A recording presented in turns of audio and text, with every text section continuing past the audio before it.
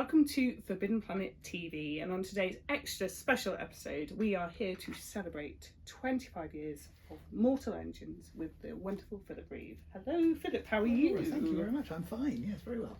Very excited to have you here, and we've obviously got some fun stuff going on today with the screening and everything. Yep. So did you imagine you would be here 25 years ago writing Mortal Engines? No, not at all. I didn't, I didn't even imagine when I was writing it that it would get published, really. I sort of thought it was, I kind of thought it was like the best thing that I'd done that was most likely to be publishable, yes. So I kind of hoped it might, but, I didn't have a contract or anything or any knowledge of what I was doing or what I should do with it when it was finished. So no, I was just kind of amusing myself, basically. Did it, I remember hearing, did it start out as the characters were older and then you kind of... Yeah, I sort of started, when I was a sort of older child, when I was like 12, 13, young teenager, I started reading science fiction. I was reading, sort of Ray Bradbury and Isaac Asimov and people like that, and Tolkien had always been a big influence from way back before then. And then in my mid-20s, I thought I want to write something sort of like those. I kind of want to write the kind of thing that I enjoyed when I was growing up. It didn't occur to me that I would be writing a children's book. I thought I was writing sci-fi basically. So it was much longer than the eventually published book, and the characters were sort of, they were young adults. They were like sort of 19, 20, that sort of age. Although it's quite a sort of a vaguely kind of Victorian society, so they didn't have any actual agency. It didn't really make much difference to the characters to make them younger. Yes. The world, the book got a lot. It was compressed and sped up considerably. It was much longer, the original thing. Ah, yes. And with your kind of, I suppose, your kind of background in kind of more illustration, how did you find like switching gears to kind of write versus... I kind of always did both, really. I mean, right back from when I was 5 or 6, I've always been drawing pictures and writing stories, and sometimes they would be connected. I'd do comics and things or illustrate my own stories, and sometimes not. So I've kind of always done both. So that kind of came quite naturally, really. Okay, yes. Well, one of the first things we have to talk about, we briefly mentioned, was just the obviously wonderful covers. And we have kind of the newest books on the kind of spin-off series, if you will, which are stunning and look so beautiful together. Did you have much involvement, or were you just like carry on, Ian? No, we just let him do what he wants, really, and we let him. I don't think the city on the front of Bridge of Storms looks exactly like the one that's described in the book, but we don't care because it's fine, and it's Ian, so he can do as he likes, and he always delivers good pictures. It's Ian McHugh is the name of the illustrator, and he's done a fantastic job. So the whole series now has got sort of unified covers by him. Yes. And they're all lovely. Yes, and just they all look wonderful together on a shelf. I have at home, I have your collection on one shelf. It just looks stunning, and then I have my little Garfnick's bit. I just love like pretty covers for my favourite books.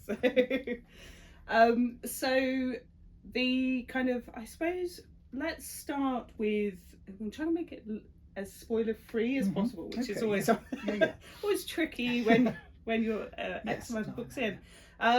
So let's start kind of with the idea of because this is kind of steampunk-esque, and whether that was something that, again, you were influenced by what you were kind of reading and watching as a child. And I guess, because steampunk sort of didn't really exist when I wasn't aware of it when I started writing Mortal Engines. I kind of invented it myself. Obviously lots of other people were also inventing it at the same time that I didn't know about, but I think it sort of, it comes from like sort of H.G. Wells and Jules Verne, and also lots of stuff when I was growing up was stuff like sort of the Clangers and Chitty Chitty Bang Bang and Magnificent Men in Their Flying Machines. There was this sort of Victorian Edwardian whimsy that had kind of crept into culture, and so I guess that was probably behind a lot of it. It was all sort of full of contraptions and things which I liked. That's probably what inspired that. Is there any particular kind of contraption or anything from the series that you would like to actually see realised in the real world? No, not really. I don't think any of them would work. And they're all a bit mad. The airships are. Both my sets of heroes in Mortal Engines and in the Thunder City books end up with a little airship that they travel around in, and those are little sort of cosy places that move about. So that's quite nice. It'll be one of those, I think. Yes, it gives me very like House Moving Castle kind of vibes. So you have a home kind of away from all the craziness that's happening outside.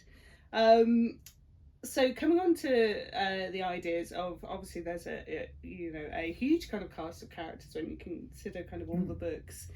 Do you have a particular favourite that you enjoy to write, or is there a character that surprised you the most as kind of the series has progressed? I don't know. They sort of all. I don't really plan books, and I certainly don't plan series of books. So they all kind of go off in directions I wasn't expecting usually. Hester Shaw in the original books was probably why there's more than one book, because she was a great character, and I was very, I don't know if fond is the right word, because she's really bad, but she was really good to write. I really enjoyed writing her. And Shrike sort of similarly, and who is a sort of mechanised corpse basically. He's what they call a stalker.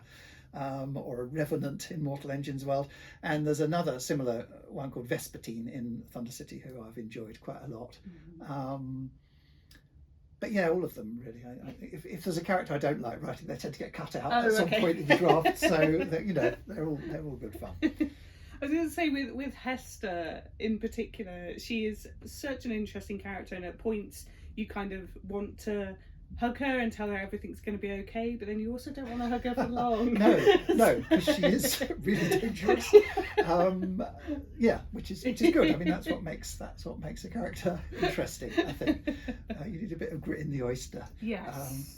Yes. I think that's why she definitely kind of stands out, because I think with characters, you've either got to love them or you've got to hate them. I think it's quite nice to kind of be that way you're not sure. Yes, what I feel about it. And coming on to, I suppose, the almost kind of the philosophy of the series and the municipal Darwinism. So what can you tell people about that, and kind of, was that again a conscious thing? Yeah, I was thinking about this because I got the questions through for the event we're doing tonight, and one of those is about nature and stuff. And I always said municipal Darwinism, if you haven't read the books, it's about it's this notion that the cities in the future roll around on giant wheels and caterpillar tracks, and when they see a smaller city, they kind of chomp it up and consume it and use the raw materials and stuff. So it's a kind of food chain. It's kind of towns, cities, villages, food chain going on.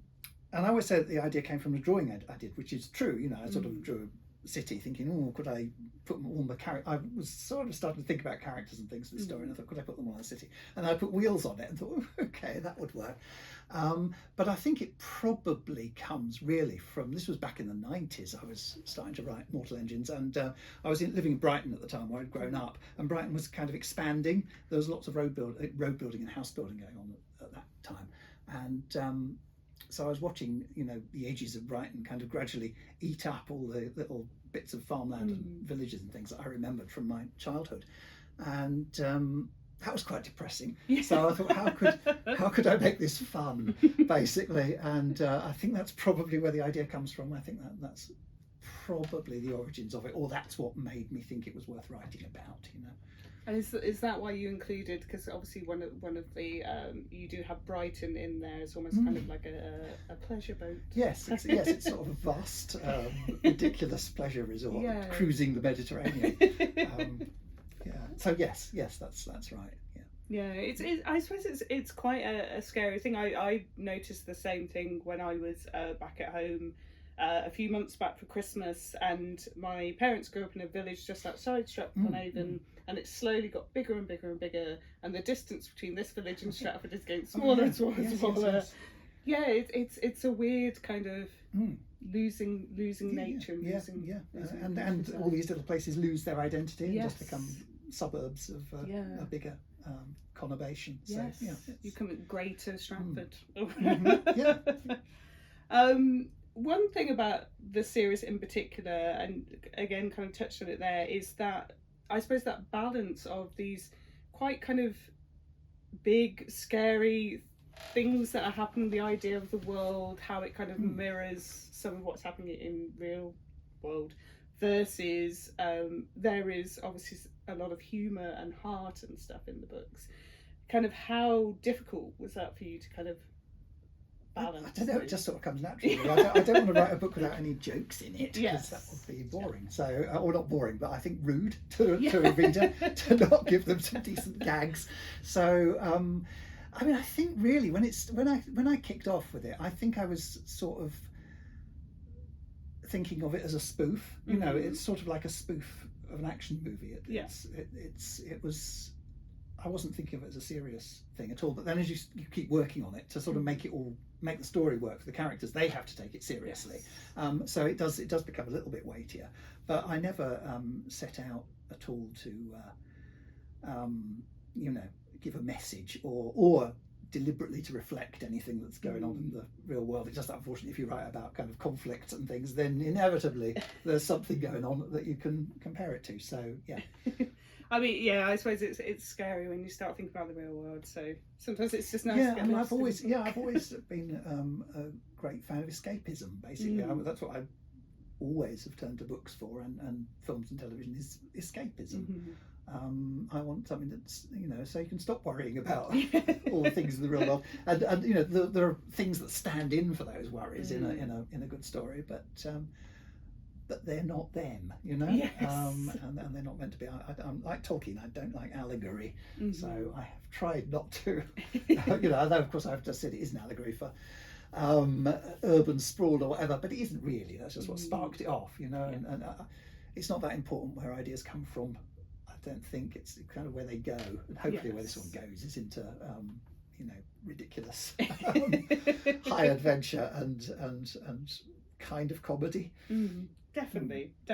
I like that. Yeah, there's a I suppose a certain sense of humour, and you get that with certain authors. I'd say someone like Jasper Fforde, Terry Pratchett. That kind of that just alleviates everything and just kind of you feel everything's going to be okay. Yes, I met Jasper Fforde a few years back, and I do feel there's a certain similarity between us. I think we seem to be coming from similar kind of places and haven't really got similar backgrounds, but we kind of both fell into writing sort of by accident from other pursuits. And I like his books, and I think there's a certain thing going on there, but not quite being serious. which is good.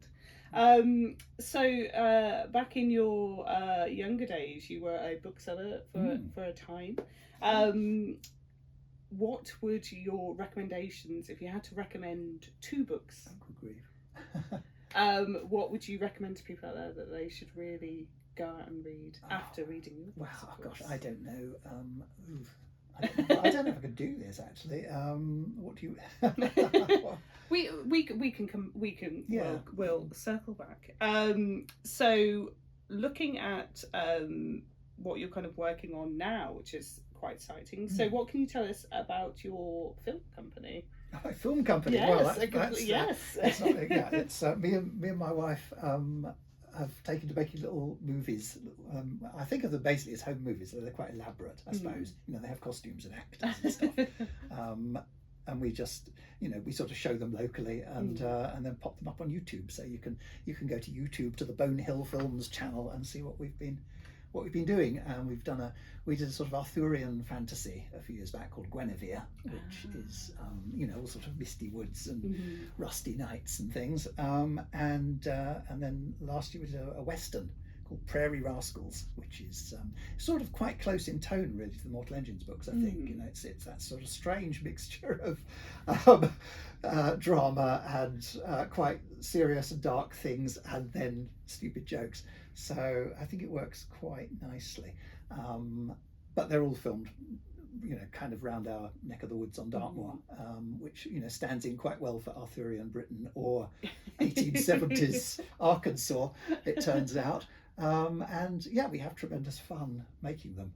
And I hope people have tremendous fun watching them, but I don't really care if they don't. Well, we've had our fun, and that's what matters. Yes, exactly. I like as well, as of late, there's been a bit of a resurgence of kind of Arthurian fantasy in the last kind of couple of years.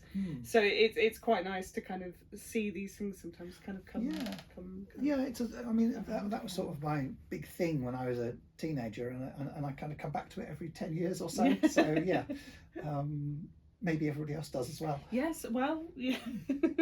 There was a brilliant book that Lev Grossman wrote called The Bright Sword, and it's all about a knight who gets there too late to the round table. Okay. So he's just a couple of months too late, and pretty much everyone is dead. Oh, okay. So there is an element of, well, what do I do now? Sure, yeah. That's kind of what we did with Guinevere. Actually, obviously I couldn't afford to make. I couldn't afford sort of Camelot and battles and actual knights and stuff. So it's sort of set after it's all fallen down, and Guinevere is being packed off to a monastery, and so she and her lady in waiting and one grumpy knight are picking their way across the country on their way to a damp monastery, or nunnery.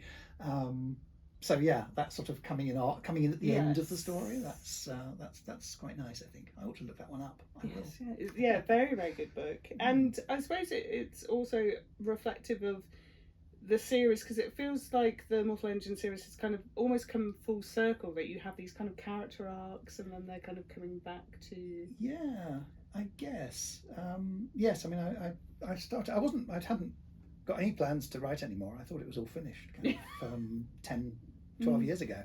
But then I found myself a bit of a loose end a couple of years ago, and I thought, well, there's this whole world sitting there. I could just write a kind of adventure story in it. So that's where Thunder City came from. And I introduced a whole new bunch of characters. And I set myself the rule of not meeting anybody or visiting anywhere that had been in any of the earlier books. So it was sort of all new.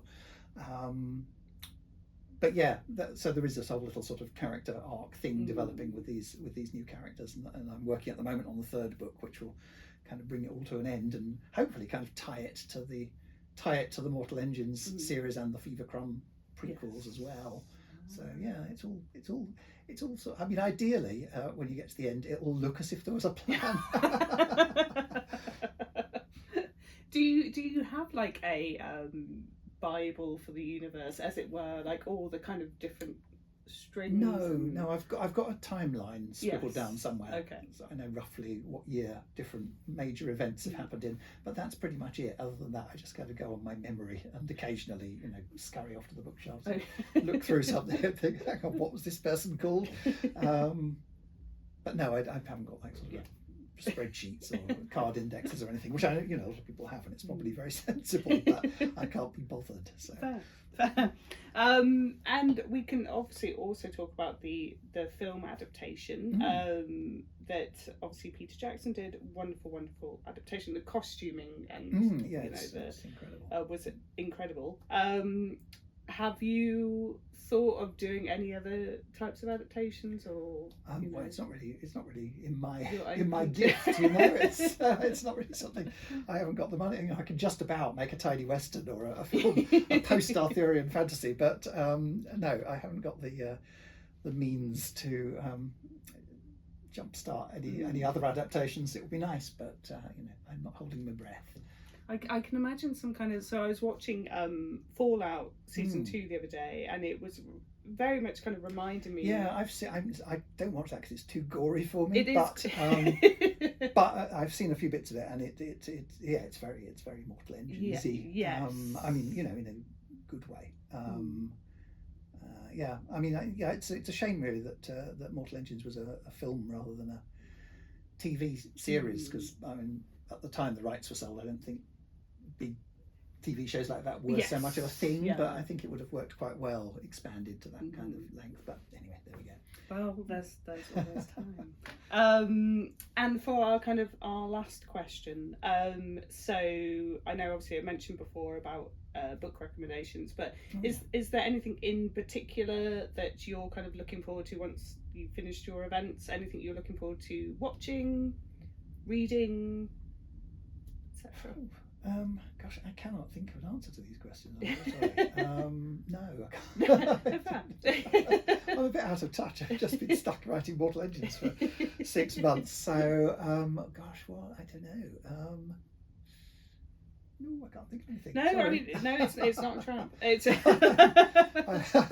I'm waiting for Terrence Malick to get his last film out, but everybody's waiting for that for about 11 years or something. So we fingers crossed for this year's Cannes Festival, but again, not holding my breath. Book-wise, I can't think offhand of what's coming up. Again, I'm a bit out of touch, really. No. I mean, you're busy writing, and you know that we are very, very, very grateful for. But yeah, well, thank you so much for joining us today. Okay. And for anyone tuning in at home, we will have signed copies available to pre-order on our website, and also to grab from any of our 10 stores. And if you do happen to, hopefully we're going to get this live very soon, if you do happen to be going to Bristol soon, we have an event coming up with Philip, and we will also have lots of signed stock there, so go check out our Bristol store if you're in the area. But we shall see you next time. Thank you very much. Bye. If you're enjoying watching Forbidden Planet TV and you're enjoying watching us talk to the world's most interesting and accomplished filmmakers, authors, artists, musicians, creators, subscribe right here. See you soon.